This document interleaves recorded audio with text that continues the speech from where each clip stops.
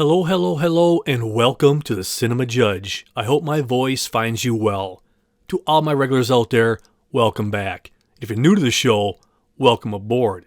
Now approach the bench today. We have the movie, The Boys in the Boat. And this is the tagline. A story set in the 1930s, centered on the University of Washington's rowing team, from their Depression-era beginnings to winning the gold in the 1936 Berlin Olympics. If you've never read the book, strongly recommend that. That's what this is based on. It's one of those incredible stories where you're like, wow, look at what these men did. It is incredible. So here's the trailer for The Boys in the Boat. There are some moments in life you never forget. The Depression hit everyone hard. No jobs, no food. We were broke. Looks like you still owe a balance on this semester. So what's that about, making some money? Yeah, the rowing team. You're on it, you get a part-time job included, cheap place to live. 8-man crew is the most difficult team sport in the world. The average human body is just not meant for such things. Most of you will not be chosen. Beautiful speech, Coach. You're announcing the team today. Are you gonna make it? We rode out of need. Come on, boys! The need to stay in school, the need to eat, to sleep. We gotta keep these, right? As long as we stay on the team. Washington Huskies coach is bringing an inexperienced boat to competition. They said we couldn't compete with the richest schools in the nation. The Washington boat has taken the lead. Washington has done it! I got 9 seconds under the course record. Olympic year this year. Olympic year? I didn't realize. That bunch of kids rode like no one else that's ever come through here. Everybody else tires, they just get stronger. We have a boat that I believe could qualify for an Olympic spot. Hope you know what you're doing. They said we couldn't beat the Germans. We gotta beat those other schools first, but Coach says we have a shot. Maybe we can row as a team. If you guys don't get yourselves figured out, you're not racing at all. The boys, that boat, Saiga. But they didn't understand who we were. Let's show them what's in this book. I don't believe what I'm seeing!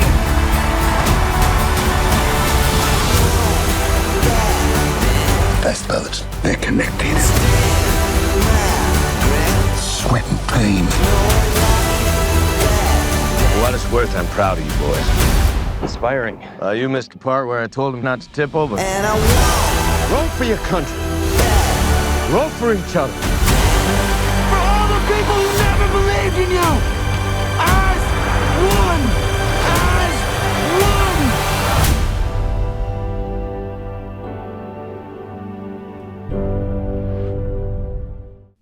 First things first, for you music lovers out there, at the very end of that trailer you heard Tom Petty, I Won't Back Down. Come on, what more do you need? This movie, that song, enough said. I just love these kind of movies. Even those last few lines of the trailer, when they keep repeating, as one, you can just imagine yourself in that boat, just getting revved up, working with your teammates. It's just one of those feel-good movies where you sometimes look around and you go, man, I could do so much better sometimes. Because, I don't know about you guys, but I know I whine a lot. And I'm like, well, these guys really kicked butt from the depths of depression, trying to do whatever they can to make this team not an easy task. And a couple days ago, I read a commentary about this movie and movies like this. This individual is ripping it, saying we shouldn't have these kind of movies. We need more movies where people lose. I'm like, what? We do that every day of our lives. These are the kind of movies we go to escape, to get away from. And that's what George Clooney has done here. He just touches, you can just feel his touch on this, and it's so beautifully shot. And you just feel the energy and everything involved, the color palettes, everything. He just does one heck of a job. And this movie stars Joel Edgerton and Callum Turner. And Callum Turner plays the main character, Joel Rance. And I tell you what, when you read the book, that guy has an amazing story. It's just, you read it, you go, wow. Just incredible what people overcome. So coming up first, we're going to play a couple featurettes for you. And in these featurettes, you're going to hear interviews, you're going to hear clips from scenes, you're going to hear on the set footage. Later on in the show, I'm going to give you a website in case you want to watch this show and you can watch these featurettes, watch the interviews, watch the scenes, because sometimes you can get a lot more out of it that way. It's not at the website right now due to the holiday season right now, but in a few days it will be. So if you do like to watch interviews and clips and all that stuff, it will be up there shortly. It's just not going to be up there the next day or so. For those of you who jump on right away and listen to the show, and for that I truly thank you. But these are the featurettes going to be. First one, just a basic look inside the movie. You're going to hear interviews talking about the movie, the cast, what the story's about, things of that nature. And then the other featurette is going to be talking about George Clooney, the director. And then after that, the featurette is talking about getting all these actors together to row. Because they shot this in order. And that's what really makes it kind of really amazing. Because when they first start off, of course, they're lousy. But at the end of the film, they are rowing at the same pace as the real life people that were in that boat. And that says a lot about these guys' commitment in working hard. So that's what's coming up next. Those featurettes, I'm just going to let them roll.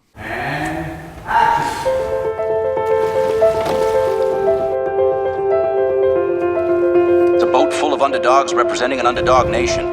In 3, 2, 1, row! Rowing, particularly in the 1920s, was one of the most attended sports in the United States. The Boys in the Boat is about strong, tough kids, but they were poor and hungry. They're rowing because it's the only way they could stay in college. Well, what's that about making some money? Yeah, the rowing team. You're on, you get a part-time job included, cheap place to live. All you gotta do is make the team. The stakes were much higher for them. 8-man crew is the most difficult team sport in the world. Most of you will not be chosen. And it gave them an edge. The Washington boat has taken the lead. Washington has done it! These guys at the University of Washington taking on the seniors. I got 9 seconds under the course record. And then taking on the fraternity kids. And then taking on the Nazis. Every film we've ever seen that has an underdog in it, you're always rooting for. That you can pull yourself up from nothing and succeed. Give it everything! There's lots of times when the human spirit prevails over circumstances that it doesn't seem that they ought to be able to prevail over. George understood what the heart of the story was. It reminds us of what we're capable of when we pull together. The actual story of what they went through was really spectacular. For all the people who didn't believe in you, as one! Stay with him until he finishes the first line, and when Joel starts to talk, then you can make the move. One of the stepping stones for me to want to get involved in the film was talking to George about this story. To be directed by George, I'm learning from a master.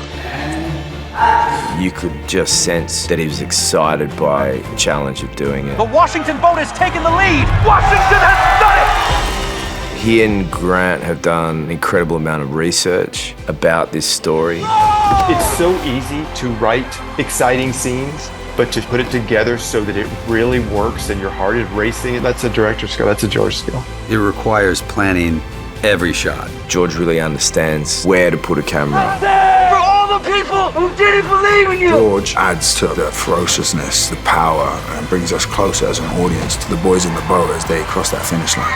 We see what we're made of and see that we're actually on each other's sides.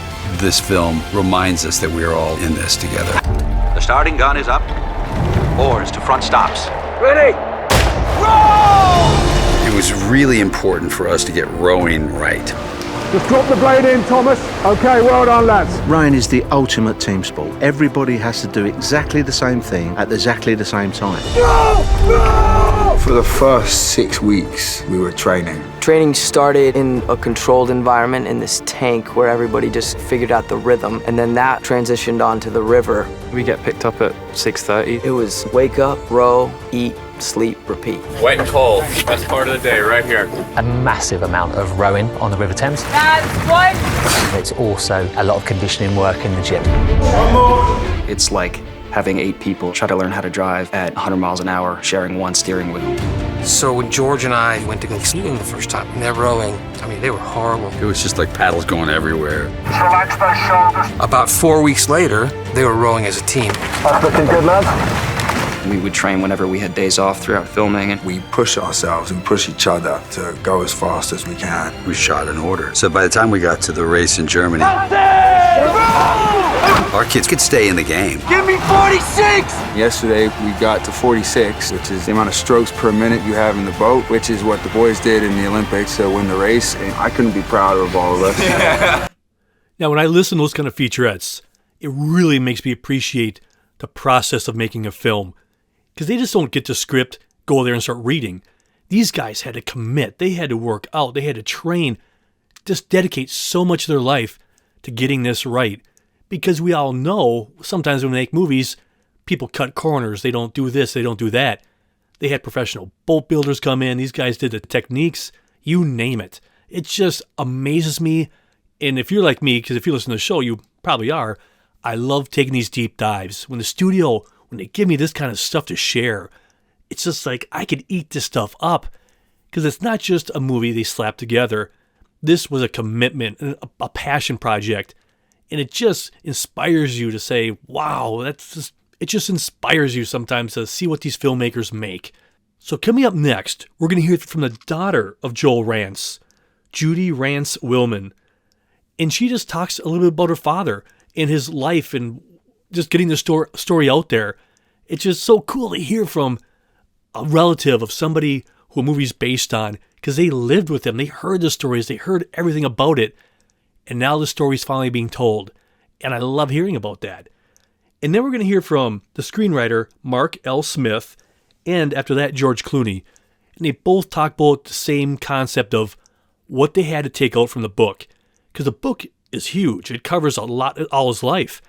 But obviously, this is just a couple-hour movie. You can't do that without just ruining the whole thing. So they focus strictly on the college years. But specifically, they condensed all their years into 1 year. Because if you start adding in all the kids coming and going after every year, that would just get sloppy. And I understand that. And that's what sometimes you have to do in a movie. You have to make creative licenses and changes.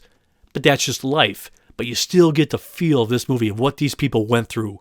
So that's what you're going to hear from. Check it out. Well, Joe Rance was one of the guys who was on the 8-oar crew team, University of Washington team, that went to the 1936 Berlin Olympics and took a gold medal in front of Hitler.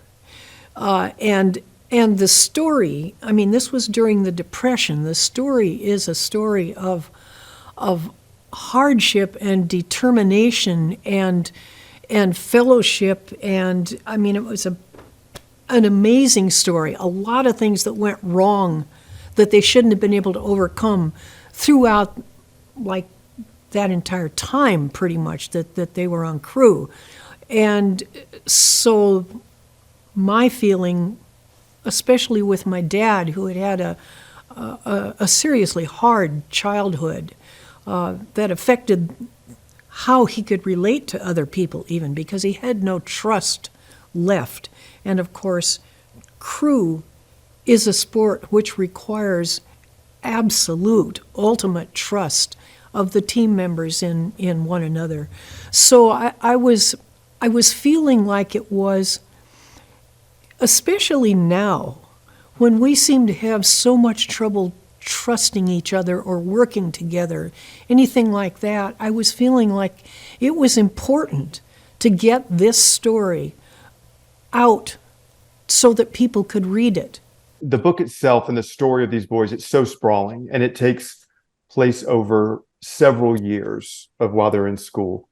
And so the biggest change I made was I condensed everything into 1 year so that we would keep the boys, because in the book, you know, we meet a lot of boys that are on the first team or the JV team, the squads, and then by the next year they're gone, and so we have to meet new boys and everything. And so, which would work great in a limited series where we really had time to kind of go with all of them, but in a motion picture and a film, it needs to be a little bit more condensed and just, you know, that straight through line. And I'm a very structural writer, and so whenever I kind of know I kind of have a sense of the rhythm of where these things kind of need to be. And whenever we have too many, it just threw things out of whack. And even though when the script was 150 pages, it just stayed with these boys. It stayed with the same thing. I never tried to kind of go outside and kind of explore the other years, because it just felt like this was the one we needed to focus on. They gave me the book George and Grant gave me the book, and they told me that there were other screenplays that had been written, but they asked me not to look at them. And they said, just kind of come up with your own version and what you want to do. So I went through and just started kind of building it out. And I told them, I gave them like a 20-page treatment of what I wanted to do, and kind of pitched them the idea of staying in this 1 year rather than going through, all the different ones and meeting the different characters, and how we could focus and we could really kind of wrap our arms around. We'd have a better opportunity to wrap our arms around the boys, if we just stayed with them. And so that worked. And so George and Grant signed off, and I wrote the script, and then George worked his magic. We didn't have to change the truth. You just had to pick what parts of the story you were going to tell, right? So there's a whole beginning of the book where you get to see him as a young boy and see all of that. And then there's the actual story of what they went through. And then there's sort of later in life. And what was really interesting to us was the period of time that they were at the University of Washington, and taking on sort of three different groups, taking on the seniors first, and then taking on the rich, kind of fraternity kind of kids, and then taking on the Nazis. So we felt like that was a really exciting time to do. So we had to focus, got to understand what the ins and outs of the actual rowing entail, got to understand what speed is like by getting in closer, as opposed to being far back. When you're far back, nothing looks fast. So you could use that as your palette in a way to, that showed us some of the ways you have to care about the people who are rowing. But, rowing at the turn of the last century, particularly in the 1920s, was the number one watched sport, meaning attended sport in the United States. So there were 100,000 people at these things. So it was it has been a very big sport, and it still is a big sport, but it's not as big as football and baseball and basketball and all that now. So it's just about trying to show the excitement and remind people of what something was and how exciting that was. For me, I feel sometimes, at least what I see from around the world, or not world, but from just general outlook, I think sometimes we take George Clooney's abilities for granted, because look at his films. The man has made some incredible movies. The Ides of March, Michael Clayton, Up in the Air, Good Night and Good Luck. And that's not even mentioning all the movies he's acted in and everything else he's involved in. He has such an incredible eye, and I think he deserves a little bit more credit. And that's just speaking from my own personal opinion. He might get a lot of praise out there that I'm unaware of, but we all know he's a great actor. But we can't forget, he has an incredible talent as a director. If you really look at it, that guy, he could have sat back, just ride out his career doing the pretty boy stuff or whatever he wanted to do. He could play George Clooney type roles till the end of time. But he didn't do that. He knew he had stories he wanted to tell. And I admire that as a artist, filmmaker, entertainer, whatever you want to call people out there who do stuff. But he could have retired years ago. I remember hearing an interview. He says, I could have stopped making stuff years ago and couldn't spend all my money. But he's not about that. He's about the project, about creating and giving us quality stories. And I salute him for that. And he's humble. That's the deal. I would love to who wouldn't love to sit down and talk to this guy? I'd freak out, of course. I'd probably, make an accident on myself. But he would just sit there and be like, hey, man, that's cool. And just laugh about it. Anyway, I digress, people. I'm on and on. I just had to make that point. But coming up next, we're going to hear from Joel Edgerton, who plays the coach.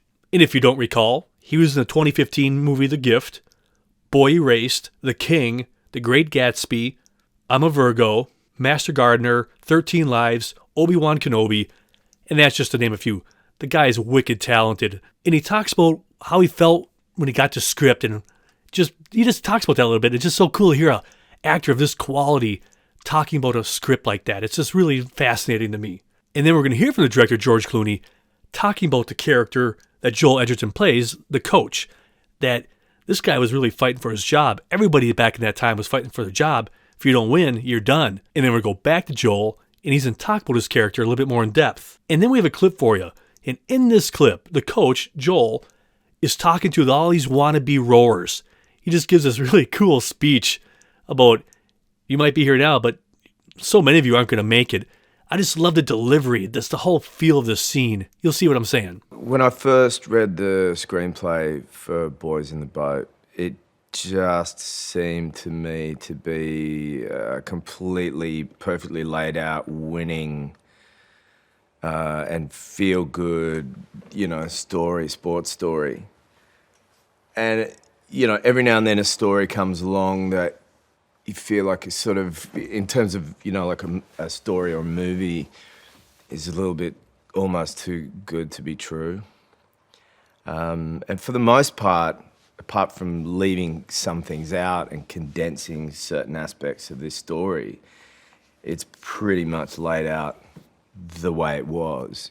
Stuff's compressed, and as I said, there's more stuff to put in there, and you could make a much longer film. But the real events lend themselves to such a kind of great sports film. Well, he's a man with his back up against the wall. He hasn't won at this point. He's won as an actual rower, as an individual rower, but he hasn't won as a coach. And he is up against very rich schools, and they're not a rich school. And so they're working with supplies that are subpar. They don't have the kind of recruiting. They don't have any of those kind of things. And his job's on the line. It's a depression, and all those Coach Bowles, all those coaches, we do a scene about it. They go, I need this job. I mean, this was a time that was, we were at 30% unemployment. This was a time where eating was a worry. So they needed this job. And if they don't win, they're going to lose the job.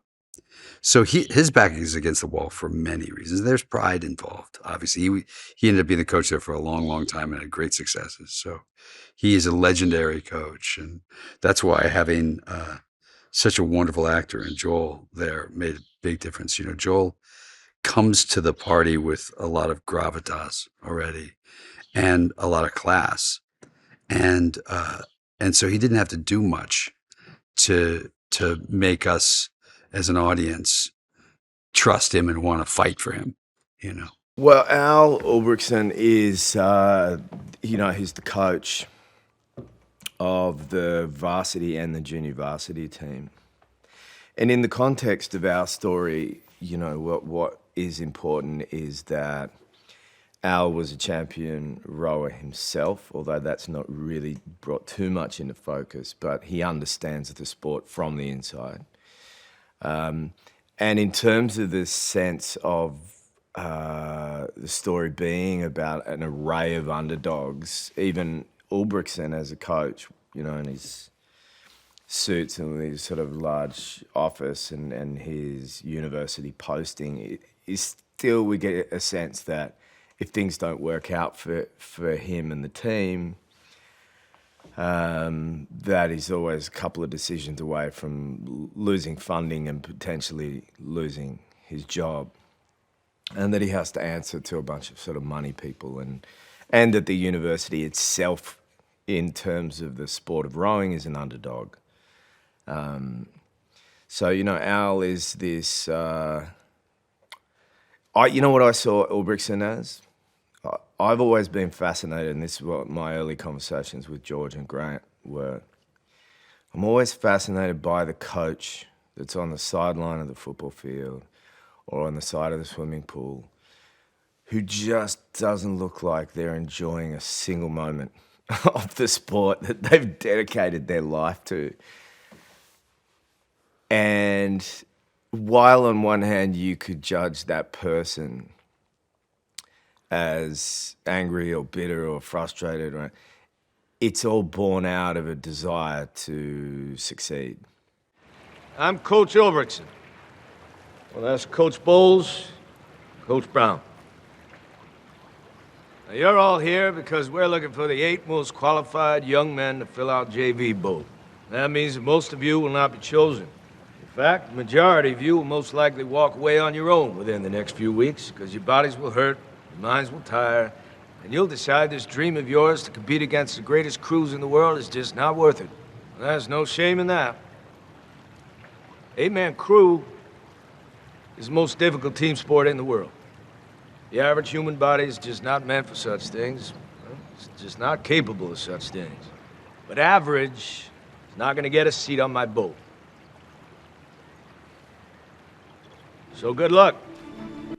Now, as that scene was playing, I was sitting here listening to it because I just don't throw this down and just keep going. I actually listen. As it was playing, I thought to myself, you know what would be great if movie studios did? They had a raffle, not a bidding thing, because then all of us normal people would never win. Have a raffle, and I don't care if it's 1, 2, 3, 4, 5, 10 people. Who knows? I don't even care. Have a raffle where the studio picks people out of the hat, and you get to go to the set of a movie and watch them film it. It doesn't have to be a vital scene. That's not what we care about. But being there, watching the magic happen. You people who know people who know people who know people, talk to your people. Now that would be a great idea. Talk about getting people engaged in movies, because I remember back in the day, they used to have contests for, hey, be a guest star on this TV show, or not a guest star, but a walk-on appearance and things of that nature. That got people really enticed and excited about a TV show. Maybe we should do that now for movies. That would be so cool. And no, don't have the people pay for it. You guys can flip the bill. Not every movie can, I get it. Not every movie has a big budget. But those who do, invite the little guy over to your set and watch the magic happen. Just throwing it out there. But coming up next, we're going to hear from Callum Turner, who plays Joel Rance. And he talks about the script. And then we're going to hear from George Clooney. He's going to talk a little bit more about Callum. And then we're going to go back to Joel Edgerton. And he talks about what Callum brings to this role. And then we're going to go back to Callum, and he's going to talk a little bit more about his character. And then we have a clip for you. And in this clip, we have Callum talking to the coach. And he's just trying to say, I really want back on this team. It's not a long or incredible scene. It's just that one of those intimate scenes of, what can I do to get back? My first reaction was that it was a wonderful rags to riches story, and it was almost fairy tale-esque. And I read the book, and there were moments that were really heartbreaking. And from those low points in Joe's life to reach the euphoria that he did was really compelling, and I was blown away by the story. No, Callum's athletic, and he's a really wonderful actor, and he's kind of always been, for the last few years, been kind of around the edges of stardom in a way, around the edges of having something really pop for him. And it felt like this felt right for him. We were really excited for him to do it. And it just, from the minute he came in, we felt like we had the right guy. There's a certain swagger and a masculinity to certain actors. And then if they are willing to and confident enough to show a dimension of, vulnerability and fragility or fear, it makes for a full person. It makes for a more interesting character. And I think that's something that Callum is very interesting because of that. He's a big guy, and he's obviously very confident in some aspects, and the impression, the silhouette of him is that he's a capable man and a tough guy in some aspects, but there's also a softer side to him. So to be able to see the boy and the man at the same time, I think is really good. And some of my favorite actors have that quality or have that duality. Well, we meet Joe Rance at 19 years old, and he's about to start university, which is a miracle to begin with, because he's homeless. He lives in a car. He's been abandoned by his dad when he was 14. His mother died when he was 3. He's been fighting his whole life, and he's at this point where he's doing something really incredible. And he finds rowing because he needs to make some money to stay in university. He needs to pay for his tuition. And he just initially rows as a job, as a way to stay in school, but finds this thing that's bigger than him. For the first time in his life, he's found something that's more important than himself. He's wounded. He's a wounded individual, and he's used to being wounded. He's used to being abandoned. He's used to being alone. He's used to dealing with things in a very quiet way. And that's part of the struggle for him in being part of a team and being responsible for 8 other guys and being responsible for the boat rather than just himself. He has to learn to become a team player. And that's, you know, on a soul level, that's the thing that is so beautiful for Joe, that he understands that, he learns what that means, and he grows. What can I do for you, Joe? On my seat back. Why? All that time I spent in it, the work we all did together, that boat. That's all I got. The boys. That's all I got. I can't lose that. Now, before I even say what I'm going to say, I want to make it abundantly clear, my world has no way could compare to the insane, crazy stuff that these guys had to deal with. So I just want to make that abundantly clear. I'm not trying to say, oh, I totally get it because blah, blah, blah, blah. But in a sliver, just a sliver of understanding of what people like him and the whole crew went through, you're going to hear from some of the people coming up here in the next few interviews when they talk about the character of these people with having to struggle a little bit. And so here's my example.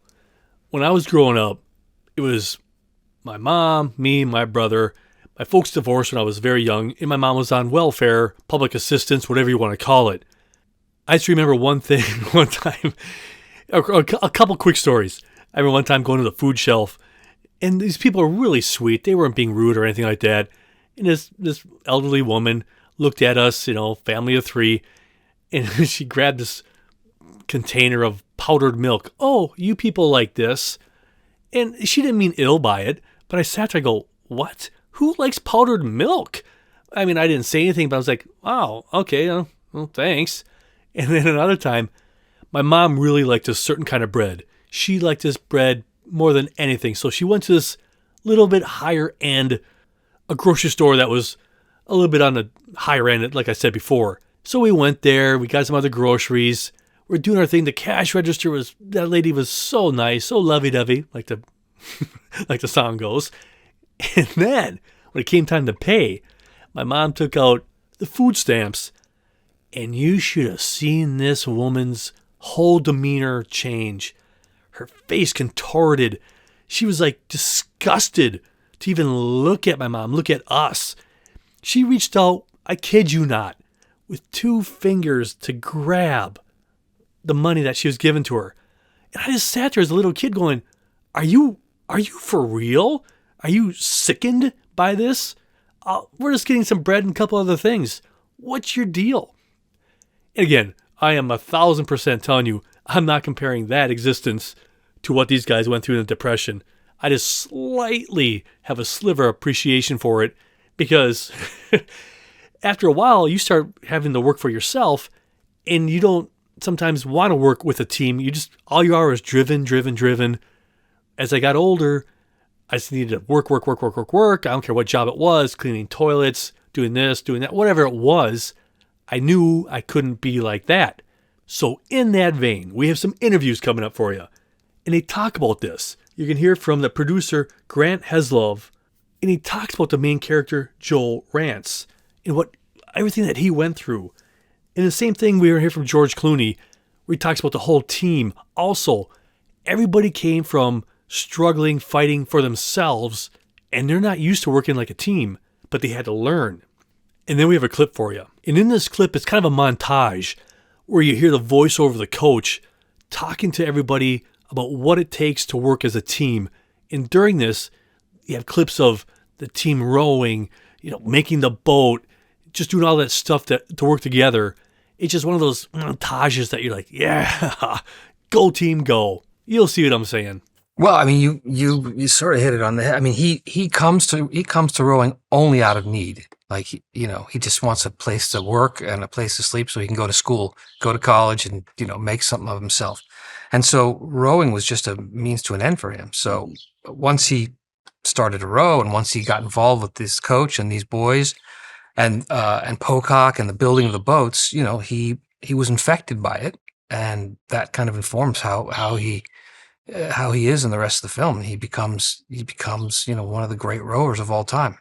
I think also what happens is that these guys, because they grew up in the Depression and because his father left him when he was 14 years old, I think all of them, they were poor. They learned to fend for themselves at a very young age. And suddenly they're part of a team that fending for yourself doesn't work. You actually have to rely on the guy in front and the guy behind you. And that makes a big difference for them. And so one of the main stories of this film is about being able to be part of a team, not that this only works if we all do it together. It doesn't work on your own.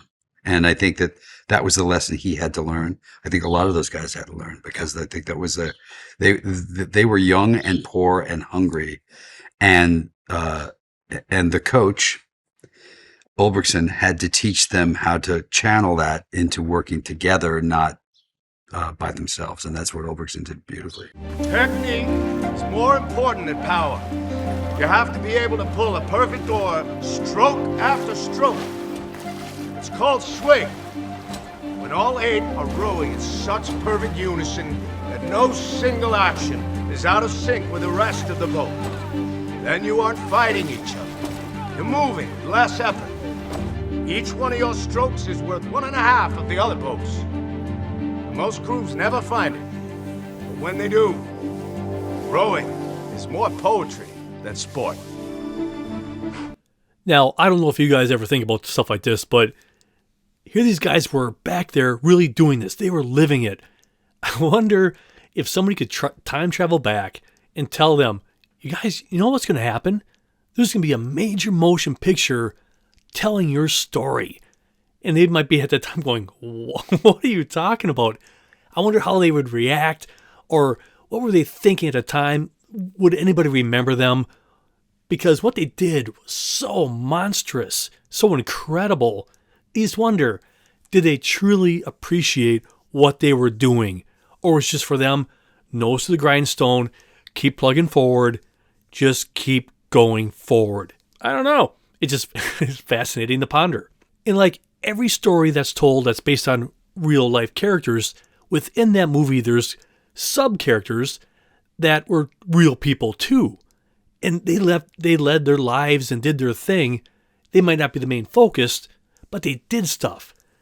So in that vein, we're going to hear from James Wolk, who plays Coach Tom Bowles. And he talks about the script and a little bit about his character. But this is another thing I always ponder. Here, this guy's playing this guy who lived his whole life. He did stuff. He actually did his day-to-day stuff. He coached here, he coached there. But in this kind of movie, he's just not, I hate to say side character, but he's not the main focus. He was yet still a guy who did stuff. And then we have a clip for you.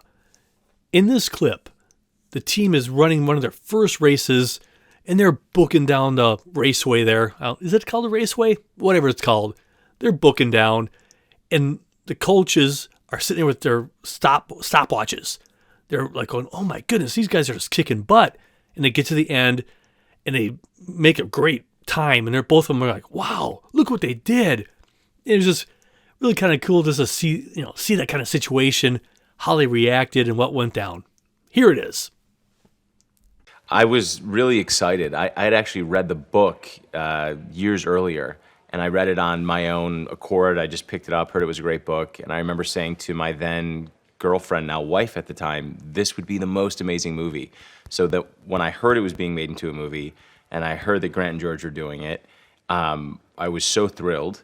And then when I read the script was such a great adaptation of a book. And I don't think it's that easy to adapt a book with that much kind of pathos and character. I mean, that's a really full book. And I think that they did an amazing job of adapting it into a screenplay. Yeah, so Tom is, he's the JV coach.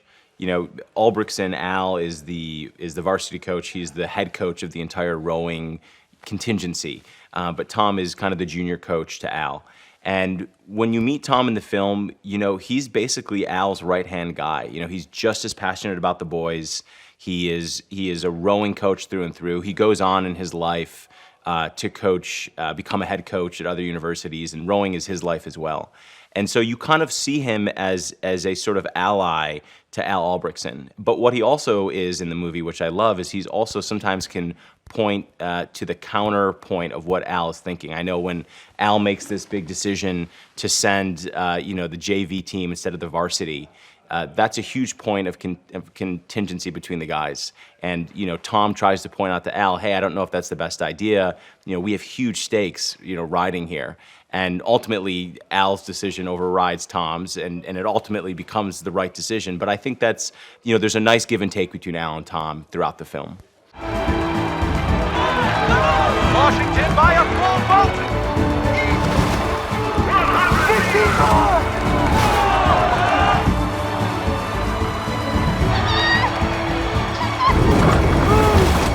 10 more! 50 meters! 50 meters! Washington is going to do it!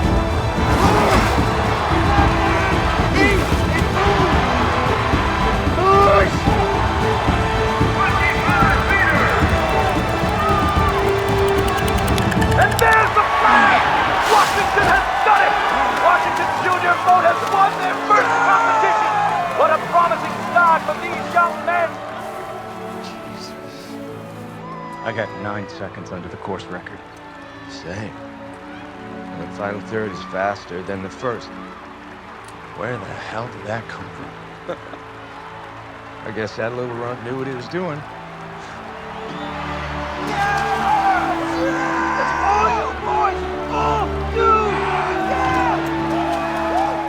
Now, this kind of movie, for me, this is what it says to me. Anybody can be part of a team. Anybody can do that. But there's a team and then there's family.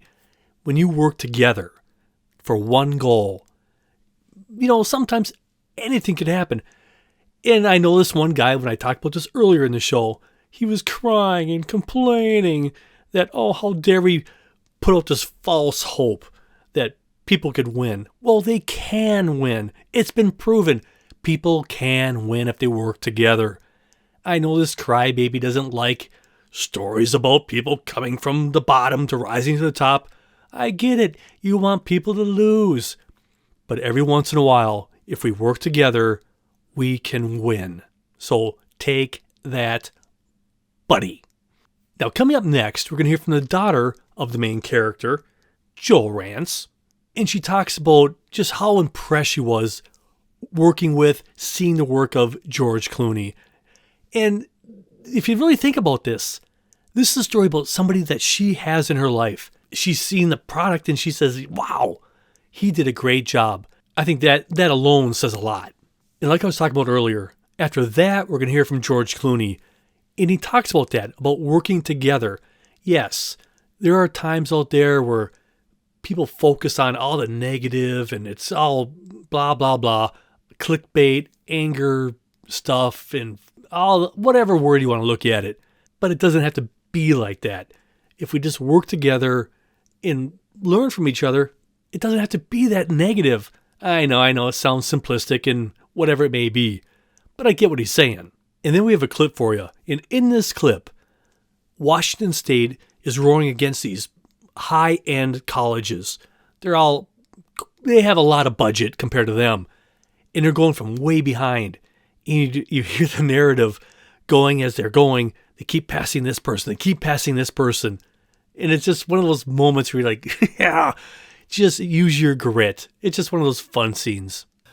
I think it's a wonderful story. And I think that George Clooney, who directed and produced it, I think he does an amazing job of pulling what is a very large, broadly ranging story into focus enough that you can get it into a 2-hour movie. You can understand what the heart of the story is. And I think I especially like the fact that there's a fair amount of footage of Mom in there too, and for giving her due, I really enjoyed seeing that. But I think that people are going to feel like when they come out of that, they come out of it, I hope, changed. Like they have a better feeling for what can you do if you approach life with a positive attitude. If you work with other people as a team, it's got the potential to maybe help us in these days. You know, there is this element that we tend to forget because everything we see is in such a microcosm, right? Like we'll see anger and hate on television every day, all day. Part of that is because we have 24-hour news cycles and the internet. And what we don't see is that 99% of us get along every day and really wish the best for one another and try to work it out. We focus on the small sort of edges that really excite us, and it can drive a narrative that isn't particularly good. And we forget that we're all in this stew together, and our differences really aren't that much, and there aren't that many. We see what we're made of and see that we're actually on each other's sides. And I think that this film reminds us that we're all in this together. Washington has fallen back to last place, 4 lengths behind the leader. Now, Bobby. Hey, Callum. Well done. What's he doing? It has to be now. Come on, boys. Wait for it. Wait for it. All right, done. Give me 36. Go. Right through. Right through. Right through. And here they come. Looking for fresh water, Bobby Mock is steering right into Syracuse's lane. Let's go. Legs up. There. There. Get off us! Back on the house, Syracuse! What the hell? Get back! Washington is passing Syracuse, and with a mile and a half behind them, teams are falling away, but no one is gaining on California and Navy. Stop! Stop! Holding a 4-length lead, Cal and Navy are in a 2-boat race. All right, give me 10 big ones for officers. Go! Washington has picked up the pace. Bobby Mock finally getting his crew in this race. The Huskies sweeping by Cornell, headed for Penn and Columbia. Navy and Cal still ahead by 4 lengths. So what do you guys think? Is this a movie you want to see? Did I give you enough evidence to make you want to see it or not want to see it? Or why not? I love to find out, because as you know, I love taking deep dives into movies. But what I really like to do here is not just do blockbuster films. I want to do films that maybe not everybody might hear of. And maybe they could come here and hear about something and go, well, maybe I will see this movie. Because that's our goal here at the Cinema Judge. I'm not here to yell at you, complain, cry about Hollywood. Leave that to the professionals. I just want to share a movie with you. This is a movie oasis.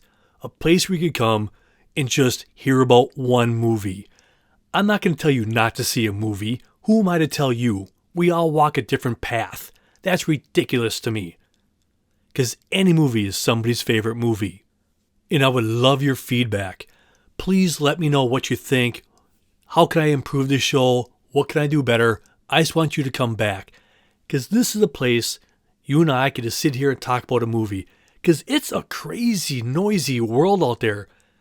I just want to come here and maybe if you're driving to work, sitting at home, on break, you can just escape.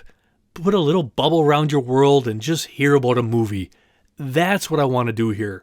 Feel free to let me know what I could do to make this show better. You can visit me anytime you want, cinemajudge@hotmail.com. And like I said earlier, if you want to watch the TV version of this, go to bit.ly/cinemajudge or go to Instagram, Threads, you go to YouTube. But here's a side note on YouTube. Every once in a while, they have certain restrictions and I can't play clips there or what have you. So if you want the completely unabridged version, come here. Because here, anything goes. But on other platforms sometimes, I can't play the clips or this or that or whatever it may be. And that's unfortunate, but I'm a nobody out there in the big world, so they a lot of times ding me. I'm also on TikTok from time to time. When I have time, I try to throw down some video from the TV show on there and show you stuff like that. So if you're ever on TikTok, give me a shout, give me a view, whatever you want to do. And occasionally I'm out on the metaverse. If you're ever on an Oculus, go to Horizon Worlds. I'm at the Ace of Clubs a lot. I'm doing a lot of laser tag. Bunch of us movie lovers and just people just having fun. Just hang out there at Horizon Worlds at the Ace of Clubs. Stop by anytime. We'll talk movies. I love it. Because remember one thing. I can't fix what I don't know is broken. So feel free to let me know. Now this next part of the show is one of my favorite parts. This is where I give a shout out to you who listened to the last episode. I can't give everybody, but I'd like to, thank a few of you guys. And this does not pertain to old shows. Because some of you, I have a lot of viewers, or listeners, I should say, who listen to past episodes. And don't think for one second I don't appreciate that. But there's no way to find out where you're listening to from there. Because there's sometimes so much of you guys who listen to past episodes, which I love. But don't think for one second that I don't appreciate that. This is only naming some of the people from the last episode. All my listeners from the United States, Germany, you guys, every week, step up and just listen to this show. Thanks so much, Germany. Hong Kong, Poland, Colombia, St. Paul, Minnesota, Minneapolis, Minnesota, Kirken, North Rhine-Westphalia. And if I say that wrong, I'm so very, very sorry. Maryville, Tennessee, Stillwater, Minnesota, Superior, Wisconsin, Frankfurt AM, Maine, Hesse. You guys, there every episode. Thank you so much. And now this one, guys, man, I don't have a clue.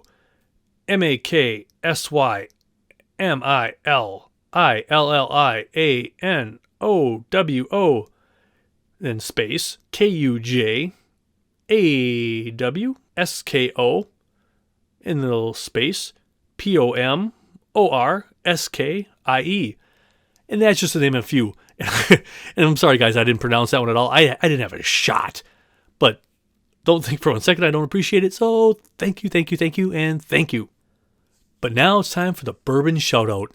This week, I'm not going to name the guy, but I had this great conversation with this young man who just turned 18. I went to get groceries, and I asked him, hey, man, what are you going to do for this weekend? And him and his bunch of his friends are going to go to a gentleman's club. Is that the best way to say it? And I was like, man, you go, man. Because I remember all the memories I had is with my friends going, having fun like that. It's just being young. He just turned 18. I hope the guy has fun. Hopefully he's safe. But I just had to give him a tip of the cap. I'm like, man, the next generation rides on. So to you, my friend, cheers. Now, as you most know, when I'm making the TV version of this, which becomes this a podcast, I'm cranking tunes. Well, this week, it was a grand time. Because a friend of mine at work, we talk movies and music all the time. And just recently, he said, do you remember the band Smokey? And that's SMOKIE. And after we thought about it, they did the song Needles and Pins. But I had no idea Smokey did that. But then he told me, you got to take a deeper dive. And let me tell you guys, you have to do this. The first album I listened to them was their remastered 2022 version of Smokey, The Greatest Hits. And that's them recording their old songs today. Because there's one song that the current one, the newest one, is called Living Next to Alice. Well, the original wasn't called that. There's a part in there every time they say Alice, they say something wildly different. But I like the newer version much better because, I don't know, it just sounds better. It doesn't sound like they're trying to be, shocking or whatever. I mean, the old version's great. It's funny. But the adult version, I hate to say that word, but the newest version, I really, really, really loved. On that 2022 remaster, or not, I shouldn't say remastered, but the re-recorded version, I liked pretty much the whole album. But some of the ones that really stood out for me were Wild Angels And for whatever reason, I can't even explain this. I was at work listening, and I started to tear up. And I don't even know why. It has no connection to my world, my life, no secret meaning. But when I was playing Wild Angels, I got pretty darn emotional. It was embarrassing. I had to get a tissue paper out, Kleenex, whatever you want to say. It was almost embarrassing. And some other songs on there are If You Think You Know How to Love Me, Baby It's You, Oh Carol, just to name a few. But that whole thing, I was like blown away. So ever since that, I went down a massive rabbit hole and just plowed through a lot of their old stuff. They were huge in Europe, but they didn't really get it huge here in the States. And I love finding those little gems of music, discover new stuff. Well, that is it. My glass awaits. I'm very, very thirsty. So cheers to you and to the movies. So until next time, be well, be good, and I'm gone. I'm Jeff. Thanks for listening to The Cinema Judge.